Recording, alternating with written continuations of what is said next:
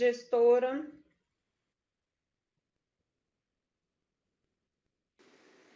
Boa tarde, tudo bem? Vou ficar só um cadinho aqui, depois vou correr para outra reunião com o nosso Vinícius lá. Mariana quer te ver aqui. Oi, boa tarde, moça linda. Mostra o rosto, aí você desaparece. Como é que a madrinha te vê? Ai, gente. Já correu. A afiliada é tímida.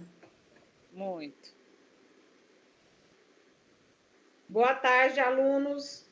Estamos aguardando só os demais colegas entrar para a gente iniciar, tá bom? Fica aí firme, participe, porque tem muitos brindes legais durante a nossa roda de conversa. Sem contar, né, que nossos convidados são pessoas.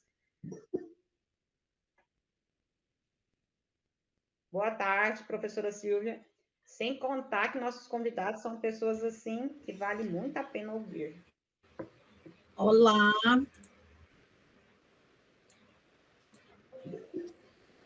Oi, colegas, amoros e amorinhas que estão aí, beijos. Boa tarde, Débora, seja bem-vinda. Boa tarde, estou aprendendo a mexer aqui agora nesse aplicativo. Tranquilo. Oi, Débora, bom te ver e obrigada por participar desse momento aqui no CEP Honeste no Monteiro Guimarães. A gente fica muito feliz com a participação e contribuição que a gente sabe que vocês podem dar. Meninos, como eu falei, eu vou para outra reunião, então eu queria dizer para vocês o seguinte: aproveite, eu conheço muito a Débora, posso falar, sou fã de carteirinha dela, ela sabe disso. Aproveitem o que eles têm para falar para vocês. Por quê? Porque a gente sabe. Obrigada. A gente sabe que a escolha de uma profissão é muito importante, porque a profissão na fase adulta é o que nos traz felicidade ou frustração. Então, é um momento muito importante para a gente. Por isso que é tão importante a gente escolher aquilo que a gente quer fazer, para a gente ter prazer naquilo que faz. Porque de um mundo aí de adultos frustrados, a gente está cheio. E é por isso que a gente quer abrir esses caminhos para vocês. Então, aproveitem bastante o que essas pessoas têm para falar para cada um de vocês, tá, meus pupilos? Débora, que bom te ver. Você tá linda.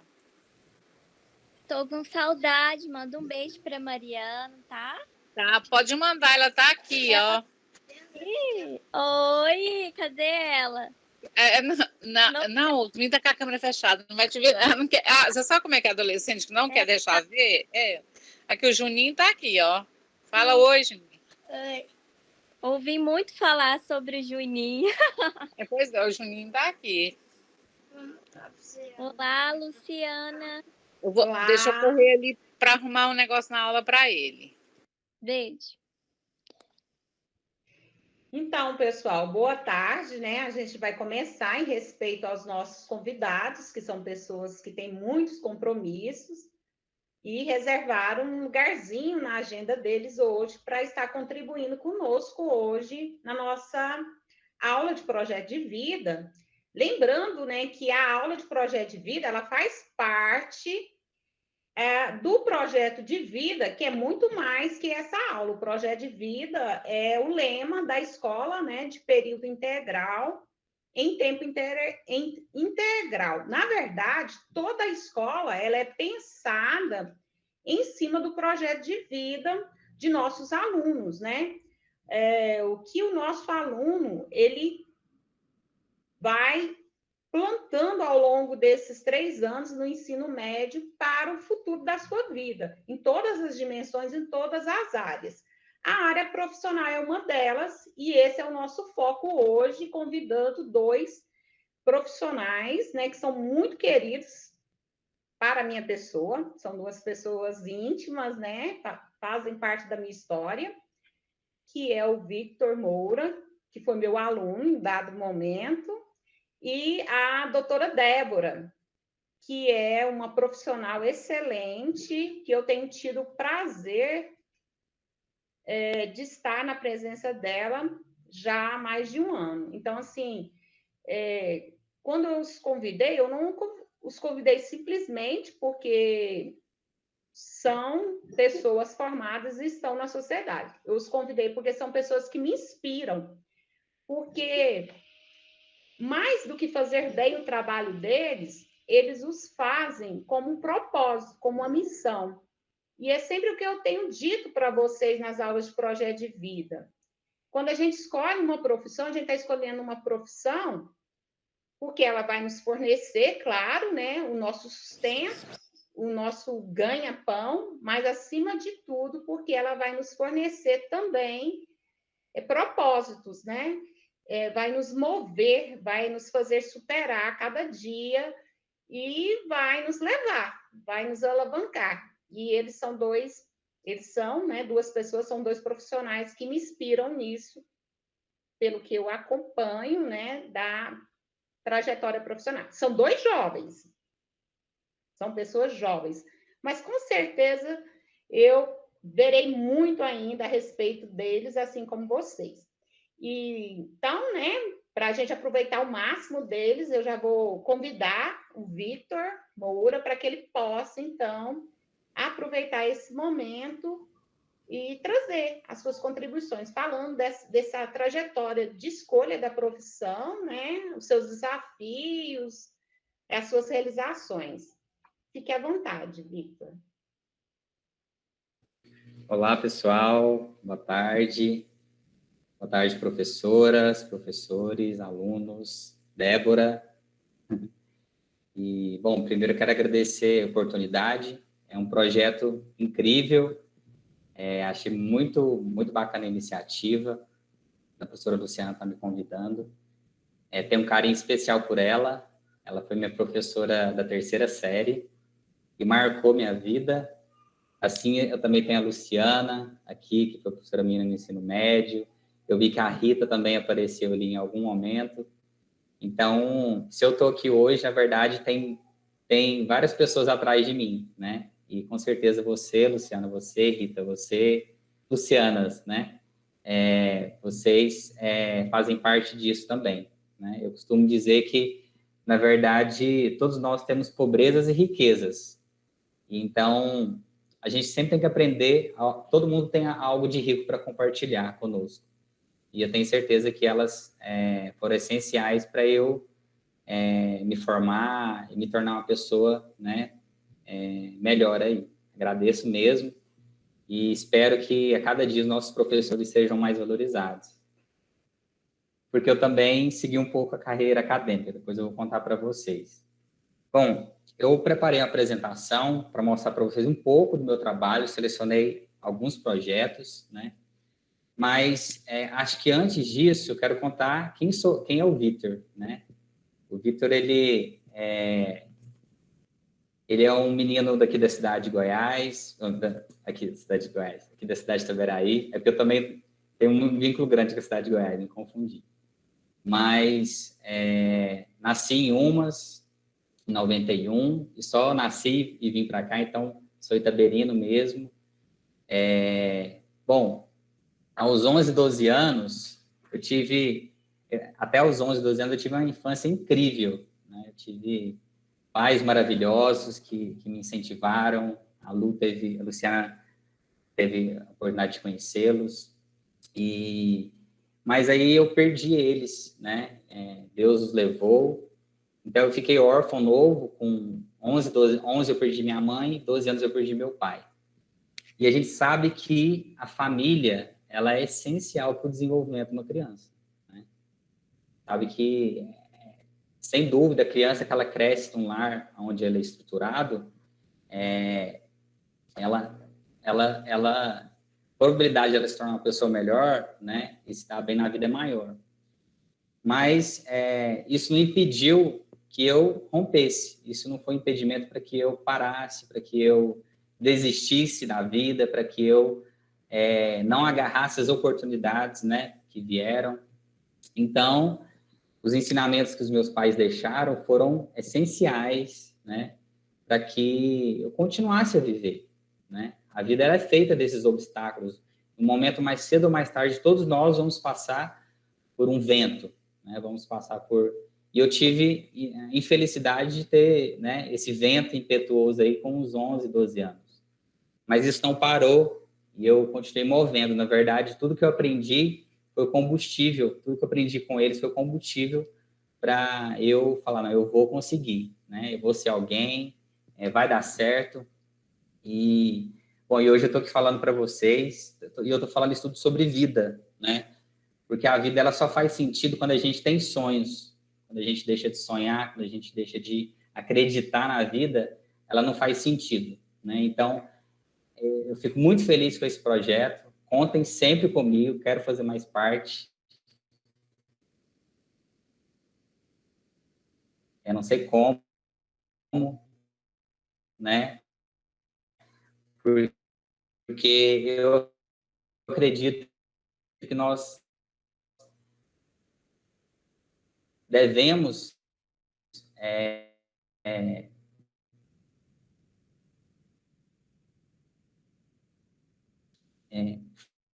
falar que é possível, Luciana Vilas Boas. E ali eu decidi, antes de terminar o ensino médio, me mudar para Goiânia. Quando os meus pais faleceram, eu fui morar com os meus avós maternos. E aí acabou que o meu avô, ele mudou para Tocantins, eu não quis ir junto. E aí eu decidi, no meio do terceiro ano, mudar para Goiânia. Então, eu terminei o meu ensino médio em Goiânia, numa escola pública, lá no Assis Chateaubriand. Fica ali perto do Colégio Santa Clara, em Campinas. Então, eu terminei ali o meu ensino médio. E aí foi a hora, né, do vestibular. Falei, gente, o que eu vou fazer? Como que vai ser? E eu gosto de tudo um pouco. Então, eu pensei em agronomia no primeiro momento, né? Eu sou apaixonado em planta, gosto muito de planta. Pensei em odonto, eu gosto muito dessa área também da saúde. Pensei em jornalismo, pensei em um tanto de coisas, né? Mas, não, peraí, eu tenho que começar a eliminar e ver, de fato, né, aquilo que eu tenho aptidão. Que, às vezes, nós temos alguns talentos e algumas potencialidades que a gente não valoriza tanto, né? Hoje se fala muito em medicina que dá dinheiro, né? Outro projeto que dá dinheiro. Mas, na verdade, às vezes, se você potencializar aquilo que você tem de melhor, você vai ter um retorno, claro, financeiro, mas também emocional, né? Satisfação. Então, eu pensei, eu gosto muito de história. Eu gosto bastante de história, né? E tenho facilidade com a história. Mas, ao mesmo tempo, eu sou dinâmico. Eu gosto de criar, eu gosto eu não gosto de ficar só quieto, né? E aí, na arquitetura, né, ela me fisgou, a arquitetura. A arquitetura por quê? Porque a arquitetura, ela compreende desde o processo de criação, de concepção, até a construção, né? E por trás disso, a gente tem que estudar matemática, a gente tem que estudar biologia, a gente tem que estudar história, né? A arquitetura, ela é muito rica e muito ampla, né? Ela é muito dinâmica. E dentro da arquitetura, e aí aqui eu quero desmistificar, porque muitos pensam que a arquitetura é decoração, que a arquitetura é só design. E, na verdade, a gente não tem nenhuma disciplina de decoração no curso, né? Muitos confundem a arquitetura com engenharia. E aí aqui eu quero mostrar para vocês um pouco a diferença da arquitetura e da engenharia. A grade curricular é praticamente a mesma, mas há uma diferença. Por quê? Na engenharia, uma tipologia de cada um, em lugares diferentes, e eu vou mostrar para vocês verem como eu tenho produzido, né? Eu terminei a graduação e durante a graduação toda eu fui trabalhando em estágios, eu trabalhei grande parte da faculdade, então eu fui praticando bastante, terminei o curso. E aqui uma coisa importante, pessoal. Você perguntou, Vitor, qual faculdade você passou? Eu passei na PUC, que é na Pontifícia Universidade Católica de Goiás. Na época que eu passei, tinha apenas na UEG e na PUC o curso de arquitetura. Não tinha arquitetura como a gente tem hoje em várias universidades, inclusive na cidade de Goiás, na UFG. Muitos de nós não sabemos que que nós temos o curso de arquitetura e urbanismo na cidade de Goiás. E é um curso excelente, com professores excelentes. E aí eu comecei, então, e pensei, como que eu vou conseguir pagar a faculdade? Eu não vou dar conta de pagar a faculdade. Eu não tinha meu pai, não tinha minha mãe. E aí eu escutei um tio meu, falou, não, vai dar certo. Vai, faz a matrícula. E eu queria só se fosse federal, porque eu não tinha condições. Eu achava que não tinha condições, mas acabou que eu não passei na federal, no primeiro vestibular que eu fiz. Passei na PUC. E aí eu comecei fazendo PUC, fui apertando daqui, apertando dali, e logo depois eu consegui a bolsa da UVG, né? Consegui a bolsa da UVG, é uma bolsa excelente, pessoal.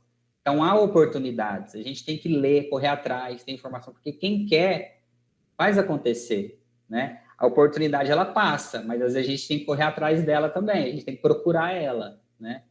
E logo depois eu consegui o FIES, né?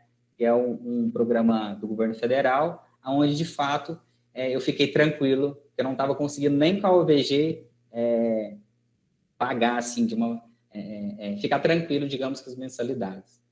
Então, estou pagando hoje, né, depois de formado, com o FIES. Bom, eu vou mostrar, então, um pouco do meu projeto, dos projetos para vocês. Aqui, peraí. Que vocês vão conseguir perceber, né, o que um arquiteto faz. E não é só isso, tá, gente? É muito mais do que isso que eu vou mostrar para vocês. É muito rico, muito amplo. A cada dia eu fico mais fascinado com a potencialidade, né, da arquitetura, porque ela pensa em realidades, ela transforma realidades. Bom, aqui está só um texto que eu coloquei, um pouco do que eu falei para vocês, que eu falo da minha formação acadêmica. E aí eu quero destacar que depois que eu terminei também a faculdade, eu quis estudar mais. Eu tive tantos professores extraordinários, como eu falei de alguns aqui, né? Muitos deles estão presentes aqui, a Rita, as Lucianas. E assim que eu falei, gente, eu recebi tanta coisa boa dos meus professores que eu também quero, de alguma forma, lançar sementes. Eu quero ser esse semeador também. E aí eu continuei a carreira acadêmica, eu fui fazer mestrado depois na UFG, hoje estou fazendo doutorado também na Universidade Federal da Bahia. Depois a gente pode conversar um pouco mais isso, tá? Mas eu continuei estudando e eu vejo que é isso, né? A gente em constante estudo.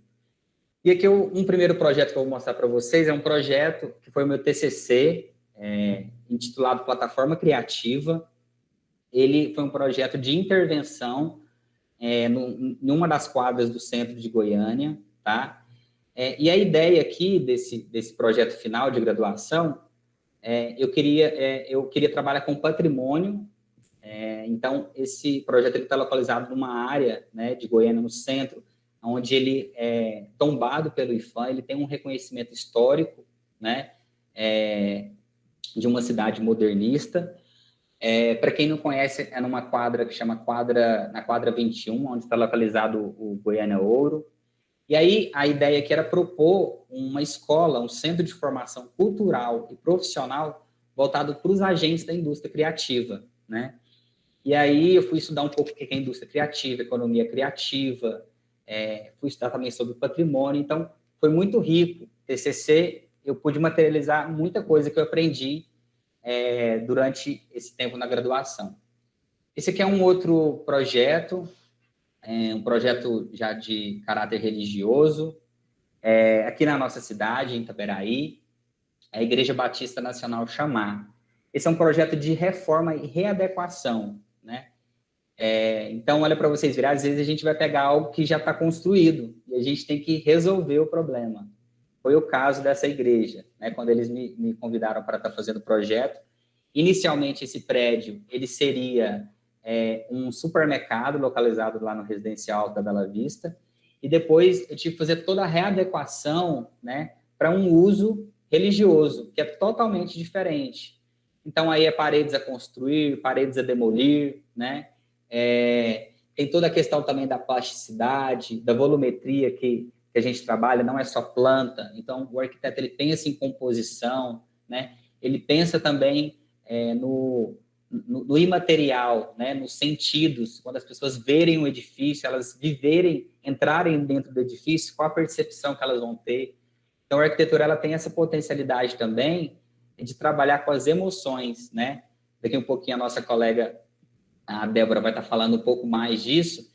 Inclusive, dentro da arquitetura, Débora, a gente tem algumas áreas que a gente trabalha justamente com a parte sensorial. Por exemplo, a fenomenologia, que é uma das áreas da arquitetura, a gente trabalha a fundo a influência dos materiais, a influência das cores, das texturas, de tudo na percepção do ambiente. Então, até na arquitetura a gente vê psicologia. Esse aqui é um outro projeto, ele já é um caráter urbano e também de transformação social. Ele foi feito lá para Fortaleza, no Ceará. Eu tive a oportunidade de fazer esse projeto, ele foi intitulado Esperança, porque era justamente para ser uma biblioteca comunitária numa comunidade chamada Oitão Preto, uma comunidade muito carente, lá em Fortaleza. Eu tive a oportunidade de conhecer. Então, tem uma ONG que chama Iris Fortaleza, que eles desenvolvem um trabalho social nessa comunidade. E aí eles me convidaram para estar fazendo esse projeto. Esse prédio aqui, se vocês verem aqui, ó, era o prédio onde iria abrigar essa sala de leitura, com computador e tudo mais, né? Seria nesse espaço aqui. Então, o prédio ele se encontrava desse jeito, e a proposta que eu estava propondo, né, o projeto ele propunha isso, com um espaço externo de playground, para as crianças brincarem. Então, a ideia era que, através dessa intervenção urbana, nesse edifício, essa entrada, que é bem na entrada da comunidade, se vocês verem que também eu tenho algumas imagens, a gente pudesse começar a ter uma transformação social ali, né, na qualidade daquele espaço urbano. Um minutinho que travou aqui. Bom, esse aqui é um outro projeto. Esse é um projeto com caráter educacional. Ele foi desenvolvido em 2015 para a Associação Sementes do Reino. É uma associação sem fins lucrativos, onde desenvolve aulas de inglês, dança, teatro, instrumentos eruditos e populares aqui na nossa cidade, Itaberaí, né? Eles ganharam a posse desse terreno aqui, ó. Esse terreno é um terreno onde era o Guarda-Mirim, ali a gente tem um campo que era do Guarda-Mirim, e aí, então, eles queriam construir a escola, né? Hoje, essa escola, ela funciona em 3 casas, de forma improvisada e tudo mais. E a ideia, então, era construir esse espaço, né? Então, aqui embaixo tem algumas imagens. Opa, desculpa. Tem algumas imagens de como que era a proposta desse edifício. Foi um projeto muito desafiador a gente fazer, porque era um terreno muito comprido. Era um terreno muito comprido, como vocês podem ver aqui, ó.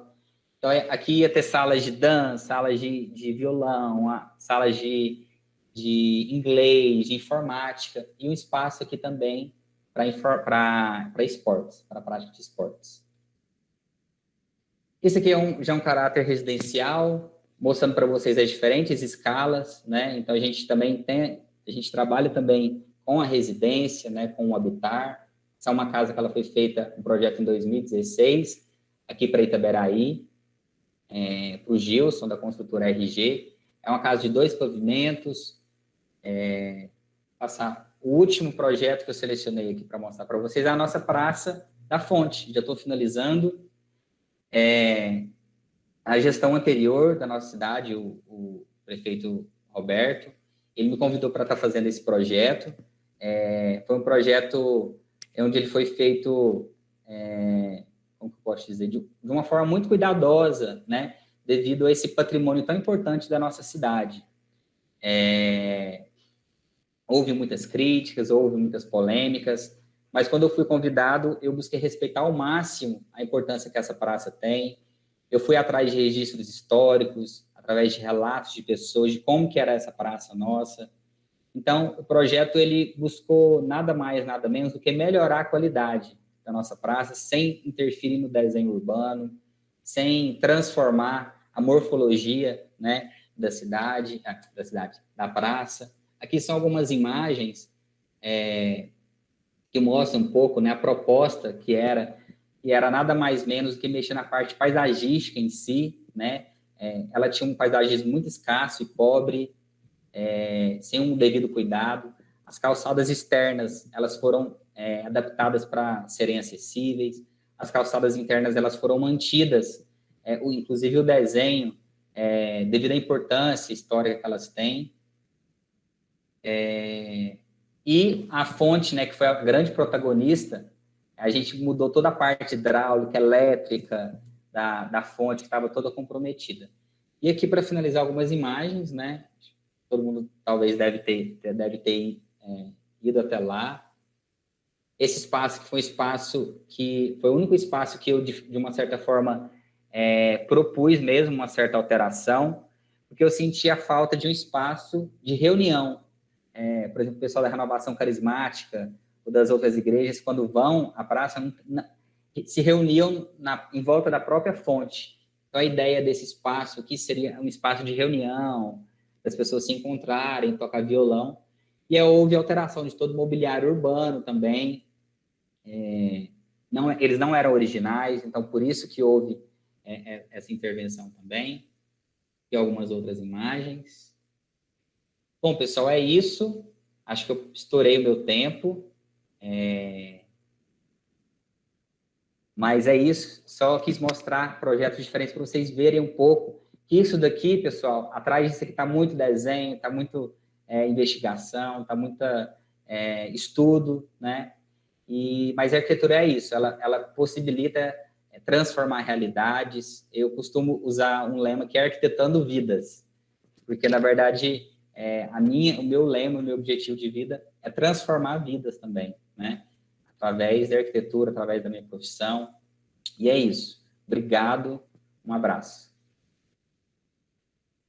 Obrigada, Vitor. Fica aí que agora a gente te aciona de novo. Então, agora eu gostaria de deixar esse momento, né, com a nossa querida Débora, para que ela também possa contribuir, né, com a sua trajetória. Olá, estão me ouvindo direitinho? Sim, tranquilo. Oi, gente! Oi, alunos! Vitor, que história maravilhosa a sua! A gente costuma dizer, Vitor, no psicodrama, que existe, Moreno, ele fala dos papéis, que nós desempenhamos vários papéis. E que quando nós alcançamos o papel psicodramático, há uma grande diferença, que é aquela diferença entre ser arquiteto, né? Ser arquiteto e ser o arquiteto. E eu vejo você desempenhando esse papel aí psicodramático, que é algo que tem a ver com a sua personalidade, né? Que você faz com engajamento. E isso é interessante, Luciana. Trazer pessoas como o Vitor, né? Que traz uma história de vida tanto de engajamento, mas como de desafios, né? Às vezes a gente acha que as coisas são lindas e é tudo lindo, e se tornar sujeito, eu mesmo falo nas minhas reuniões, que se tornar sujeito da nossa própria história, queridos alunos, que eu estou querendo ver a carinha de vocês, mas não estou conseguindo, porque eu só sei mexer no Zoom. Se tornar sujeito da nossa própria história é um dos maiores desafios. Fernando Gonzalez Rey, teórico da subjetividade, ele fala do agente do sujeito. E aí eu falo, se tornar sujeito é por vezes passar pelo sofrimento, é por vezes você olhar no espelho e não se reconhecer, é por vezes você estar numa indecisão total e falar, poxa, e agora? Para que lado eu vou? Né? Diante das situações e circunstâncias que estão me acontecendo.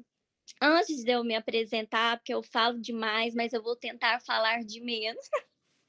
Lu, obrigada pelo convite. Sempre falo que você é uma pessoa autêntica. A autenticidade é uma das grandes características da sua personalidade. Você, além de ser linda, como rejeitar um convite dela com esses olhos verdes, né, pessoal? Como? E assim, eu sou Débora, eu sou psicóloga, eu sou especialista em famílias e casais, sou especialista em relacionamentos. Toda a minha trajetória acadêmica é mais envolta em relações, em vínculos afetivos. Eu pensei, o Vitor ele apresentou muito bem a trajetória dele. Vitor, na faculdade eu vi o pessoal de arquitetura com os cones nas costas, parecia, e aí a gente que era da psicologia, da área da saúde, ficava olhando, achando interessante os materiais que eles iam. Eu não sei como que é o nome daquele negócio que coloca é onde vocês colocam os projetos, né? Canudo. É o Canudo. Não, era o máximo ver esse pessoal da arquitetura. Mas eu preparei aqui pontos fundamentais. Ah lá o canudo. Gente, nós olhávamos para esses canudos e achávamos o máximo, porque a gente achava vocês tipo astronautas, sabe? No início da faculdade, a gente ficava bisbilhotando o pessoal da arquitetura e da engenharia, que era o mesmo bloco que o nosso, que a gente estava com a Odonto, depois nós mudamos. Mas é muito bom conhecer o trabalho mais de perto do arquiteto, os projetos, muito bom. Mas pensando nisso, eu não vou focar tanto na psicologia hoje, porque eu vou deixar em aberto para vocês me fazerem mais convites para mim, tá? Que eu sou dessas. Levantei 3 pontos fundamentais, alunos, para que a gente pense. Projeto de vida é o nosso tema. Eu levantei propósito, processo e rede de apoio. Esses 3 pontos fundamentais para a gente compreender para que lado eu quero ir. Eu sou fã da Alice do País das Maravilhas. A Alice, de repente, ela está perdida dentro do País das Maravilhas do próprio mundo, e o gato, ela pergunta para o gato, para onde esse caminho vai? Ele pergunta para ela, para onde é que você quer ir, minha querida? Ela responde, não sei. Ele falou assim, então, para quem não sabe para onde quer ir, qualquer caminho serve. Será que hoje você tá desse jeito? E tudo bem se tiver. Esse momento, meu celular, mas deixa eu vou tentar falar mais. A bateria tá acabando, mas vai dar certo aqui. Qualquer coisa eu pego o carregador. Eu tô achando que eu vou ter que pegar o carregador agora, mas tudo bem, vamos lá. Se abaixar mais, eu aviso. De repente, tudo bem estar perdido e a gente tem que se permitir a isso. Mas nós temos que entender que propósitos fazem parte de objetivos, de para onde quero ir e o que quero alcançar.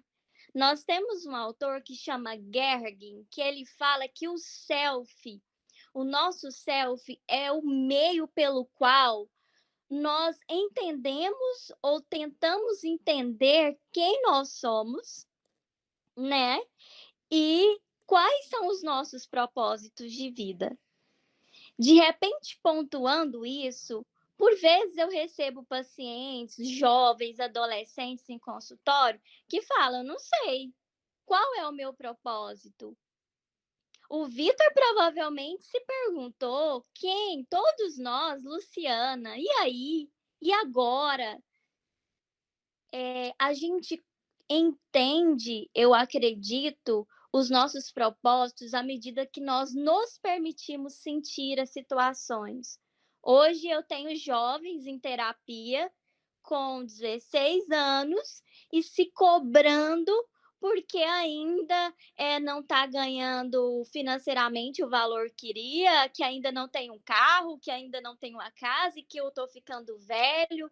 Bauman fala dessa modernidade líquida, dessa rapidez, dessa inconstância e instabilidade. E essa pandemia, pessoal, veio para nos mostrar que a gente não está no controle de nada, nem da nossa própria vida.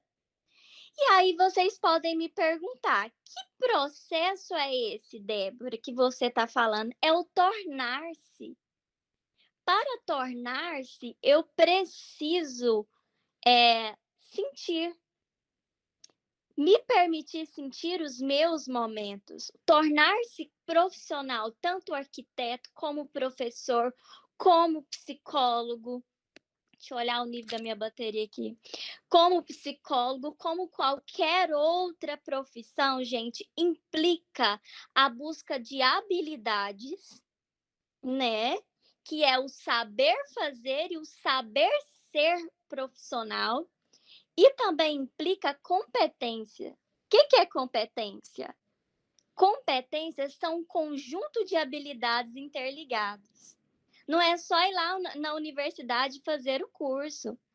Não é só passar pelo ensino médio e fazer o que o professor pede e, de repente, alcançar aquela nota. Por isso que a gente fala, e eu acho e converso com os professores no sentido de que nós precisamos, que a educação do nosso país ela tem uma grande questão que nós precisamos. Pessoas como o Vitor, que está aí na academia, os nossos professores aqui que estão no mestrado, dialogar, ter essa dialética e dialógica sobre o quê? Sobre o pensamento autocrítico. Não é só aprender uma teoria, é vivê-la a teoria, é questionar a teoria, é estar na aula da professora Luciana e questioná-la. E não só esperar por ela, mas ir atrás do conhecimento por si mesmo. Hoje a gente está falando muito, Luciana, estava conversando com uma psicopedagoga sobre o papel do aluno ser autêntico. Ele está precisando, o aluno, ele de repente vai ter que ser o sujeito do próprio ensino de aprendizagem. Gente, não dá mais para a gente ficar nessa postura de vitimismo. Ai, o online está difícil. Vamos àquela questão? Vamos aceitar? Olha só o que aconteceu na vida do Vitor. Imagina se ele tivesse se lamentando, e lógico que foi uma situação, mas ele não paralisou diante daquela situação. Pelo contrário, aquela situação o tensionou a agir como sujeito da história dele, a ser agente, a movimentar. E olha que fato extremamente dramático. Eu acredito que se o Vitor for falar aqui com a gente hoje, ele vai falar da divisão entre a perda dos pais e depois dos pais, né, Vitor? É algo que marca, mas que não o paralisou. E para finalizar, que já foi o meu tempo, eu falo, gente, da importância da rede de apoio, dos nossos professores, dos nossos familiares, das pessoas que estão ao nosso redor. Alguém mandou um olhinho aí, o Antônio. Gente, vocês, alunos, têm uma oportunidade. Eu falo, eu era daquelas alunas, mandaram outro olhinho aí. Eu não sei se é de assustado, o que é que vocês estão querendo dizer com esse olhinho aí. Mas vocês estão rindo, né? Mas é aquela questão. Eu era aquela aluna que ia atrás de professor, que não saía para o recreio, ficava na biblioteca, curiosa, querendo saber mais das coisas. Não que esse tenha que ser o aluno ideal, porque não existe ideal, não existe certo e errado, existe aquilo que você quer, aquilo que você acredita, tá? Então é isso. Aproveitem esses professores, aproveitem esses momentos. porque são a partir deles que nós construímos os nossos propósitos. Eu sempre falo, sinta suas emoções. Ah, Débora, mas eu estou confusa, não sei para que caminho seguir. Sinta esse momento, se permita, converse com pessoas como o Vitor, como os professores, Lu, converse, pesquise áreas. Eu falo que as nossas escolhas profissionais têm muito a ver com quem somos, né?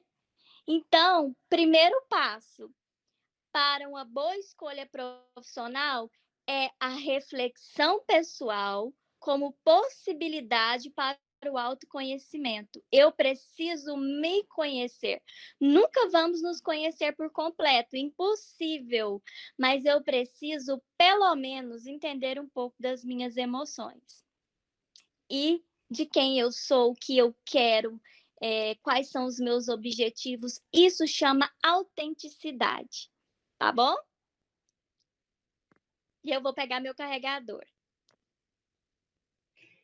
Então, assim, muito obrigada, meninos, pelo momento inicial. E, assim, agora, alunos, vocês têm a oportunidade de fazerem perguntas, né, para os nossos convidados sobre a arquitetura e sobre a psicologia. Então, bora lá participar rapidinho com as perguntas. Lembrando que, né, aos participantes, através das perguntas, nós temos brindes. O professor Adam, né, está fazendo o trabalho de monitoramento aí de quem está participando, com comentários e perguntas. Boa tarde. Boa tarde, Lu. Boa tarde. Boa tarde a todos. Obrigado pelas falas maravilhosas de vocês, Débora e Vitor. Muito, inclusive o nome da filha do Vitor é Débora, né? Teve essa coincidência. Mandar um beijo também para a Isabela e para sua filha. Pessoal, é muito importante o que vocês falaram e é tão interessante que quando nós falamos, quando o Vitor falou justamente do objetivo de vida, foi a nossa última aula, quando os alunos estavam elencando quais são os seus objetivos, metas, premissas, valores, a sua visão de mundo dentro do seu projeto de vida. E quando a Débora fala a respeito de autoconhecimento e autocuidado, a Base Nacional Comum Curricular, ela vem trazer na sua 8ª competência justamente isso, a capacidade de autoconhecimento, a capacidade de autocuidado, premissa para que o jovem se desenvolva, se insira não somente no mercado de trabalho, mas quanto às suas questões pessoais. E aí nas competências socioemocionais também vem tratar sobre isso. Riquíssimo esse momento. A aluna Giovana pergunta a eles, demorou muito para vocês escolherem as profissões de vocês? Aí o Vitor está aqui, não posso dizer que demorou, né? Mas as respostas veio justamente com busca de quem sou, quais minhas habilidades, qual o meu propósito de vida. Aí Luciana casou certinho com a aula que nós demos para ver, falar justamente sobre propósito. Vitor, você quer comentar algo sobre isso? Giovana, obrigado pela pergunta, excelente. Então, acho que a gente fica desde criança perguntando, né? O que a gente vai ser quando crescer? E, na verdade, eu conversei com a professora Luciana, que a escolha da profissão, pessoal, não é a coisa mais importante da vida. Não é ela que define quem você é. Talvez você aqui não vai passar por uma universidade para você ser bem-sucedido, para você ser um trabalhador honesto, íntegro. Não existe isso. O mundo vai colocar nessa cobrança, como a Débora falou muito bem, as pessoas vão colocar nessa cobrança. É muito importante. Por quê? Quando você lê, você estuda, você descobre, né? Você tem um mundo de escolhas, né? A sua capacidade intelectual, ela aumenta. E um tio meu sempre disse que quando você tem um diploma na mão, né? Você tem uma voz ativa maior. As pessoas param para te escutar, né? Mas isso não significa tudo. E assim, foi um processo. Como eu disse, eu pensei em agronomia, porque eu gosto muito de planta. Então, eu já comecei olhando o que eu gosto. Aí, eu sempre gostei muito de jornalismo também, das novidades, das notícias. Pensei em odontologia. Não precisa nada a ver com arquitetura. nenhum deles nada a ver com arquitetura, se a gente olhar assim. Mas depois que eu fiz arquitetura, eu consegui perceber que em todas essas profissões, que de alguma forma eu me vinculava dentro da arquitetura. Então, o que eu passei a fazer? A eliminar, a ver não o que eu talvez gostava, mas no que eu era bom. Né? Quais são as minhas habilidades? Então, a Luciana com certeza lembra, a professora observa, eu sempre fui detalhista, eu sempre fui muito detalhista, eu sempre questionava as coisas, o porquê, e a arquitetura, ela é isso, você tem que compreender as coisas, por que assim, né? Por que não pode ser de outra maneira, né? E eu também, como que eu posso dizer, eu sempre gostei de desenhar, a arquitetura, você desenha, você estuda história, que é outra área também que eu sempre me identifiquei, a história. Então, dentro da arquitetura, você tem a parte de história, né? E tem a parte prática, que é a parte de campo, que é você ir fazer levantamento em campo, fazer visita lá no terreno, né? Enfim, então, assim, eu vi que dentro da arquitetura, eu tinha como potencializar aquilo que eu já tinha de bom, né? E aí a faculdade, ela vai te dando esses caminhos, justamente para você o quê? E dentro da arquitetura ainda tem uma infinitude de coisas, gente. Dentro da arquitetura eu posso ir para vários outros ramos, né? Então, assim, mas eu acho que sendo objetivo, é saber quem você é, naquilo que você é bom, que você consegue potencializar, né? Você consegue avançar, e aonde você quer chegar, né? Como você quer chegar daqui a 30 anos, como você quer estar daqui a um tempo. E não significa, dizendo eu aqui, que você tenha que escolher só aquela profissão e pronto. Às vezes, dentro daquela profissão, você vai para um outro nicho totalmente diferente, né? Eu conheço pessoas que se formaram em economia e estão atuando na área da saúde, e por aí vai, né? O conhecimento, ele permite isso, vários mundos, tá, pessoal? Muito obrigado. Agora nós temos aqui, a Débora deixou também o Instagram dela, débora.abilio. Sigam lá, vocês podem tirar dúvidas, mesmo depois do fim da nossa live aqui, vocês podem tirar dúvida com ela. A Milene está perguntando assim, estou pensando em seguir a área da psicologia. Quais os princípios básicos que eu devo saber? Milena, princípio básico, seja você, minha querida. Só isso. Um dos maiores instrumentos para ser um psicoterapeuta será você mesma. Por isso, da importância quando você estava falando sobre a nossa reflexão pessoal e como é importante a gente investir em nossas próprias questões. Tem gente que acha que fazer faculdade de psicologia, eu vou fazer psicologia para me entender. Pessoal, não vai, porque vocês vão sair de lá loucos. Não tem nada a ver. Faculdade de psicologia é uma coisa, e ser psicólogo é outra, e fazer terapia é outra. Então, a gente sempre brinca, né? Um dos maiores desafios para a gente é ler Lacan, porque de repente você está cheio de complicações na própria vida e pega os livros de psicologia e aí não entende nada. E aí que é o nosso caminho de construção, né? Que eu sempre falo do nosso pensamento crítico. Seja você. Sinta esse momento, não tem princípio básico, não. Eu não trabalho com lista de receita, com listinha de bolo. É os seus passos, é o seu desenvolvimento. E o que o Vitor respondeu da pergunta anterior, que a Giovana falou que estava com muita dúvida, né?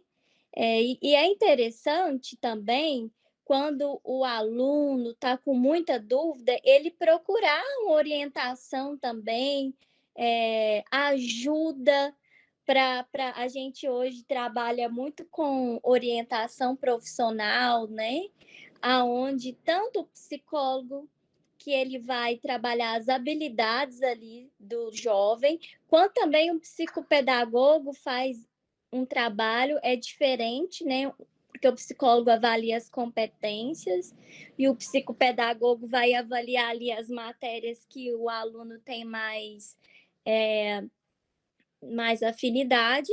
Procure ajuda também profissional, caso a dúvida esteja extremamente te paralisando.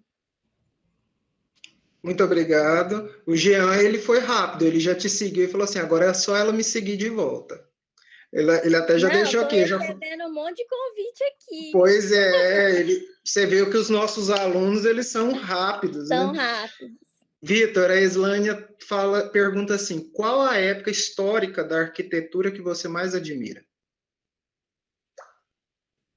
Só complementando um pouco a pergunta anterior, a Débora falou, acho que um ponto também, pessoal, uma dica, essa é uma dica, é você estudar sobre a profissão, conversar com algum profissional já formado e ir dentro do trabalho dele mesmo, né, se você tiver a liberdade. Eu tenho uma prima que antes dela fazer odonto, ela trabalhou 2 anos em odontologia, auxiliando a dentista, e depois que ela foi fazer faculdade. Mas ela já tinha certeza, depois desse período, e já tinha habilidade. Ela desenvolveu a habilidade. Ela já chegou na universidade já sabendo, ela chegou na universidade mais na frente. Olha para vocês verem que interessante, né? E eu me coloco à disposição, quando vocês quiserem conversar, podem pegar meu contato com a professora Luciana, a gente bate um papo, quando a gente puder né, se encontrar pessoalmente, tomar um café junto. Agora, respondendo a pergunta sobre qual período histórico eu mais gosto, eu não consigo eleger um, porque eu vejo que a história ela é contínua, né? Hoje nós estamos fazendo história aqui, tendo essa reunião. A arquitetura, ela é rica em vários momentos, temos o período gótico, neoclássico, clássico, colonial, né, medieval, e por aí vai. Mas eu só vejo que um existiu porque existiu o outro, né? Então, assim, é muito rico quando a gente olha, não existe o melhor, né? Por exemplo, não existe o pior, existe um momento histórico onde toda a tecnologia, onde todo o conhecimento científico, técnico, ele se materializou naquela arquitetura. Então, ela é digna, né, de todo reconhecimento por aquilo que ela é, né? E não porque ela é inferior ou superior a outras. Eu vejo a história em si dessa maneira. Muito bom, isso é muito interessante. Eu, com os olhos como o meu componente é matemática, também dou aula de física, eu vejo a arquitetura com olhos brilhando, né? Então, assim, os cálculos bastante interessantes. Não somente os cálculos, a forma por si só, o papel social dela é muito interessante. Pessoal, vamos deixando já as perguntas aí, e o pessoal tá bombando lá, eles devem estar procurando vocês nas redes sociais, porque eles estão colocando aqui. Então. É verdade.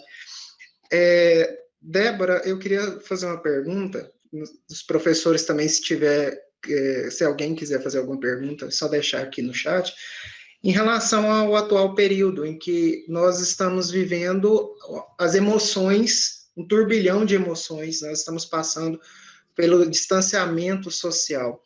Queria que você comentasse sobre esse atual momento e como isso reflete na nossa juventude, né? Essa questão do socioemocional dentro das escolas está sendo trabalhado, mas você, como psicóloga, eu queria que você comentasse mais sobre esse detalhe, a importância da atenção ao socioemocional, às emoções, nesse período que nós estamos vivendo pelos jovens. Qual que é seu nome? Adam. Adam, suas contribuições são muito boas, suas pontuações. Interessantíssima a sua pergunta, porque eu até mesmo estava em uma reunião com a psicopedagoga desses colégios preparatórios para alunos que vão prestar vestibular, Enem para medicina, e aquela pressão, e o pessoal os alunos, não todos, mas muitos ansiosos pelo momento, mas aí eu não consigo pensar só nessa questão do aluno, das famílias, mas principalmente nos professores. Gente, eu estou recebendo em consultório uma estatística enorme de adoecimento dos professores, da coordenação da escola, das exigências, porque assim, de repente o pessoal tinha uma visão que os professores, o pessoal não estava fazendo nada, porque está trabalhando online, mas agora está mudando. Porque, na verdade, a rotina de trabalho de vocês foi duplicar ou triplicar. De repente, não tem horário para receber mensagem, para responder mensagem. E aqui, principalmente no município, tem essas questões de pessoas que não têm condição à internet, e aí o professor, por vezes, tem que se deslocar, tem que se desdobrar, tem que cumprir cronograma, tem as questões da escola, das próprias exigências, e eu fico muito preocupada, porque, de repente, como que é isso para a gente? Como que está sendo para os professores, coordenadores, os pais? Olha só, os pais exigem de vocês, a escola exige de vocês, os alunos também exigem, e eu fico pensando nessa pressão. E me assusta o adoecimento. E eu penso que a gente precisa começar a refletir, inclusive eu até quero programar uma live, vou pedir a parceria das escolas. Nós precisamos construir agora, talvez, com as famílias, com os cuidadores e com os alunos, a necessidade desses cuidados emocionais, lógico, mas de rotina, de responsabilidade, né, de autenticidade e principalmente o respeito, né? Eu sempre falo para os meus pacientes que são professores, vocês têm que sim ter um momento que vocês têm que parar. Vocês têm vida. De repente, a vida pessoal e o trabalho ficou dentro de um mesmo ambiente. E aí eu sempre oriento, até para os próprios alunos, separa um cantinho. Esse cantinho é o seu cantinho de estudo, né? E aí, o que está acontecendo? Adam? Exatamente. O que está acontecendo? Os alunos estão levantando os 5 minutos para assistir a aulas que estudavam de manhã, nem ligam a câmera, deitados ficam. E a gente conversa com esses alunos que a aula que acontece online precisa ter a mesma rotina de programação que se fosse presencial. O aluno precisa levantar, escovar os dentes, tomar o café, ter o cantinho dele. E a gente vê que isso engloba inúmeros fatores e falamos muito que nós precisamos reinventar. Mas o primeiro passo, Adam, é a aceitação. A gente precisa parar de ser vítima. Eu acho que o que eu mais escuto em consultório é os pais falando: não, o ano de 2020 foi perdido. Então, a gente vai perder o ano de 2021 também? Como que é isso? A gente precisa trabalhar a aceitação dos pais, porque quando os pais e cuidadores aceitam, ele se posiciona para os filhos no sentido de que, peraí, filho, vamos então conversar sobre isso, e isso auxilia os professores. Tá vendo que é uma rede imbricada? Porque não tem como só os professores trabalhar isso. Isso tem que perpassar pelo aluno, pelas famílias e também pela sociedade. Acho que por isso que é necessário a gente falar e problematizar sobre isso.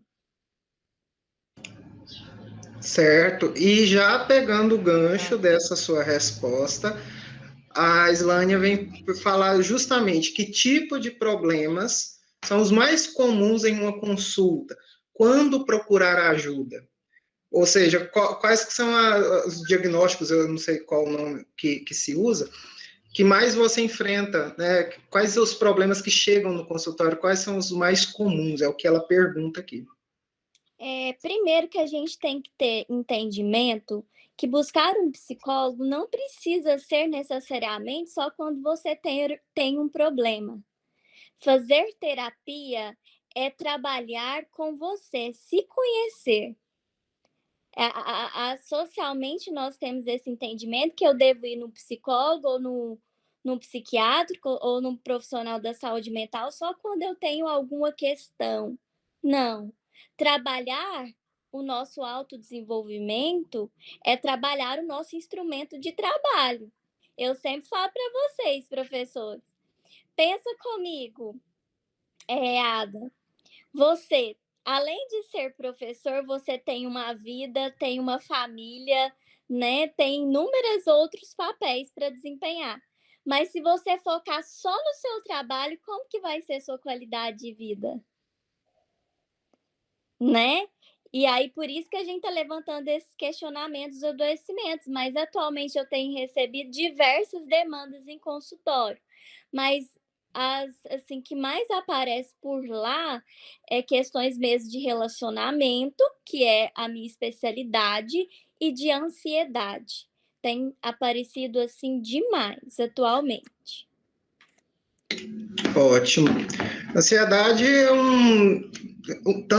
eu posso falar por isso, porque eu faço terapia há alguns anos, justamente por causa do controle, né, da ansiedade.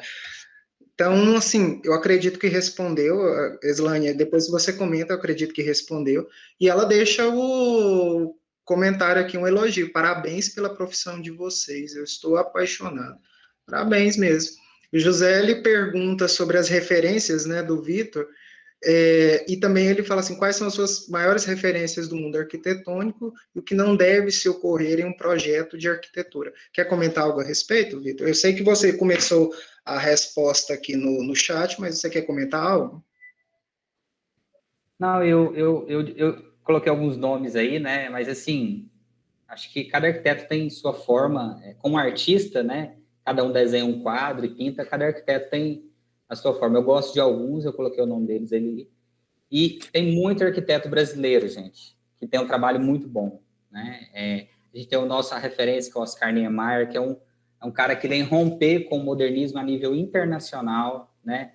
Junto com ele, nós temos o Paulo Mendes da Rocha, que, inclusive, nós temos projetos dos dois em Goiânia, vocês têm que ir lá, né? No Centro Cultural Oscar Niemeyer. O próprio Serra Dourada é um projeto do Paulo Mendes da Rocha. O Jockey Club é um projeto do Paulo Mendes da Rocha. Temos muitos arquitetos goianos bons também. Então, assim, é muito rico. Mas eu gosto muito da Lina Bobardi, que é uma arquiteta aí para as mulheres, uma arquiteta. Quem foi em São Paulo, Pompeia, visitem o MASP, né? O museu riquíssimo em arte, que é projeto dela também. Gosto muito do trabalho do Marcelo Ferraz, que ele trabalha muito com o patrimônio, né? Então, áreas onde tem uma importância histórica e há uma intervenção contemporânea juntas.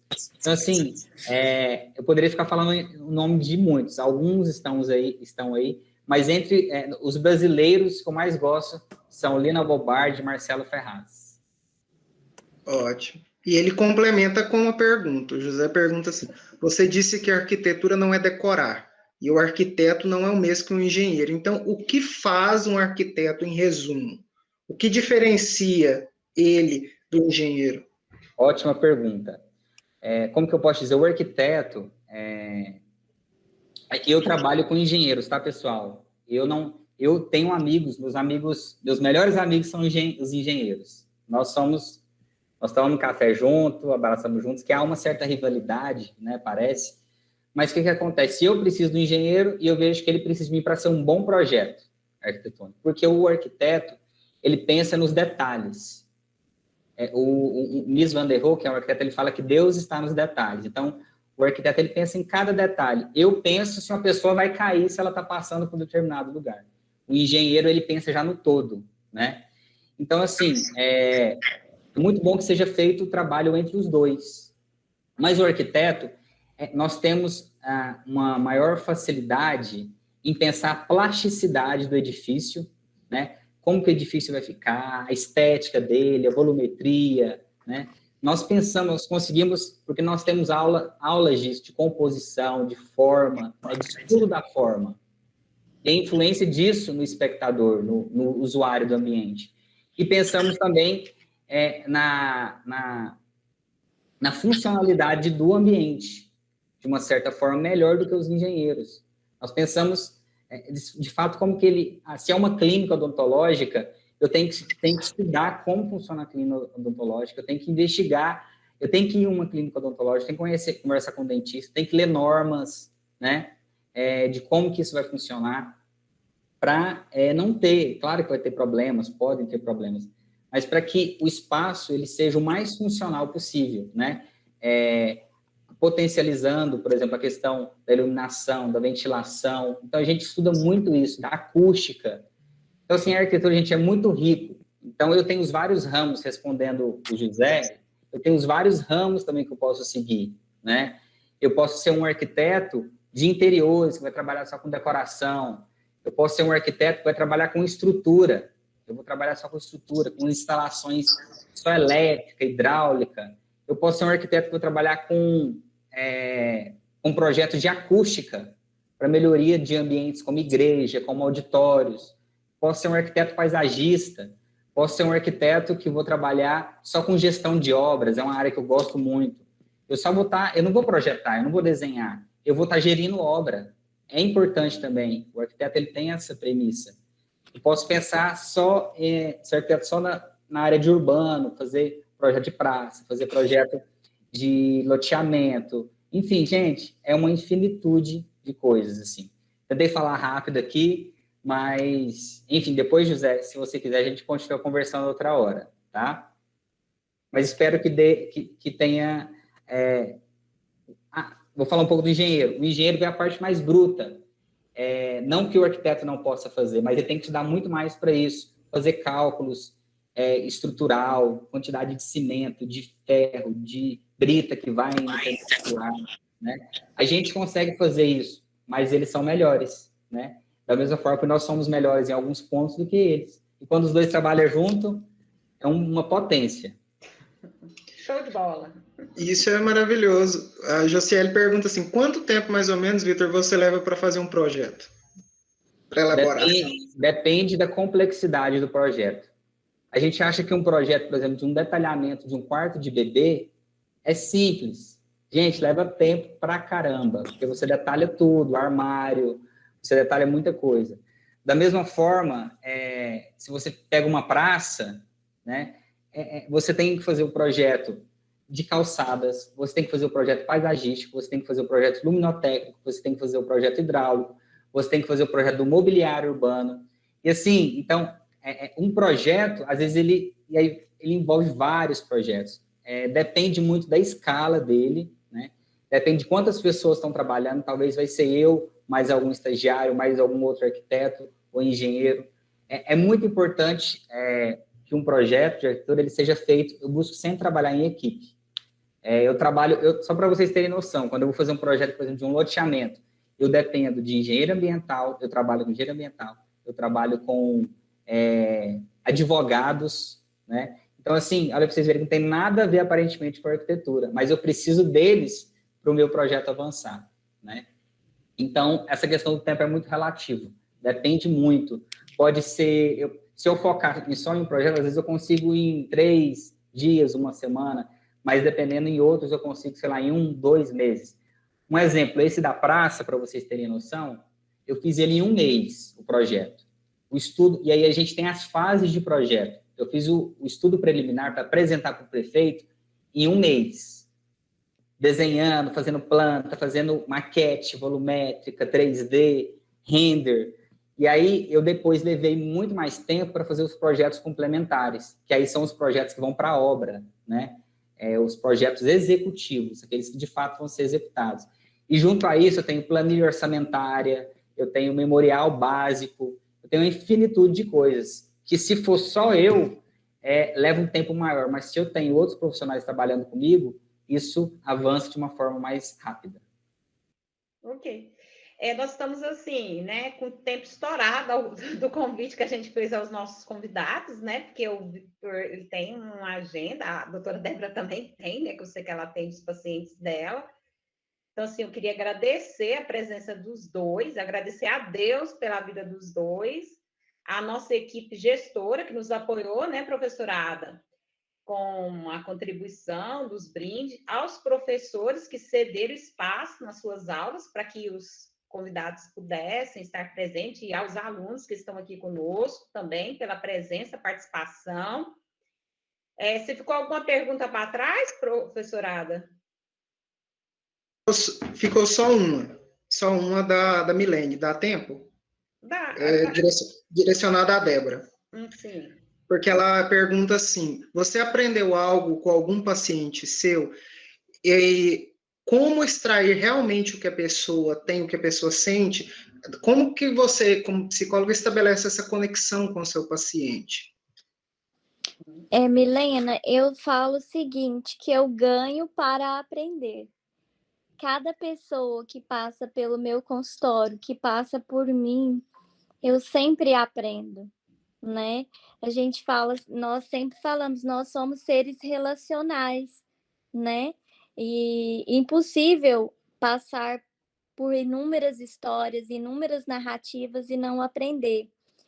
E sobre essa questão que você fala, nós aprendemos técnicas, utilizamos instrumentos para estar aí fazendo o rapport, que a gente fala, o estabelecimento de vínculo com o paciente, para que ele possa se sentir acolhido e à vontade para falar ali sobre a própria história. Porque o psicólogo, ele não vai estar numa postura de julgamento. Muitas pessoas pensam, nossa, o que o psicólogo ou o profissional de saúde vai pensar quando eu falar tal coisa. Ali nós estamos com uma postura profissional, trabalhando com instrumentos, trabalhando com técnicas para esse mapeamento aí que a gente fala da condição psíquica de cada sujeito que vai buscar aí a ajuda e orientação de um profissional de psicologia ou da saúde mental, tá bom, Milena? Então não tenha medo. Teve alguém que falou que queria buscar, que tem o sonho de fazer terapia, então vá atrás desse sonho. Se conhecer, gente, é abrir possibilidades, é abrir caminhos, né? É ser o autor da nossa própria história, não coadjuvante. Definiu bem o que é protagonismo juvenil, que é uma das premissas de um CEPI. Né? Nós estamos justamente nessa formação integral do aluno, dessa formação em que mostra para ele que ele é autor, ele é aquele que tem o poder da sua própria história, não apenas, como você diz, uma vítima de todas as falácias que existem ao nosso redor. Isso é muito importante, foi muito colaborativo a sua fala. Muito obrigado. Que bom que vocês estão trabalhando isso. É necessário. A gente trabalha com vários aspectos. Então, vocês dois, fiquem convidados. Depois, mais daqui uns dias, vou deixar vocês descansarem, organizar a agenda de vocês, e vocês voltarão, porque fizeram sucesso com os nossos meninos. E muito obrigada, gratidão. E vamos lá, né, meninos? Que eu sei que vocês têm que trabalhar. Beijos. Obrigado, pessoal. Obrigado por tudo mesmo. Aprendi muito com vocês aqui. Contem sempre comigo, viu?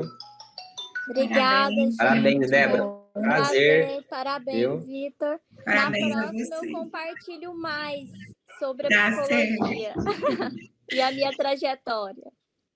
Um abraço. Tchau. Tchau, um abraço, foi maravilhoso. Rita. Prazer em revê-los.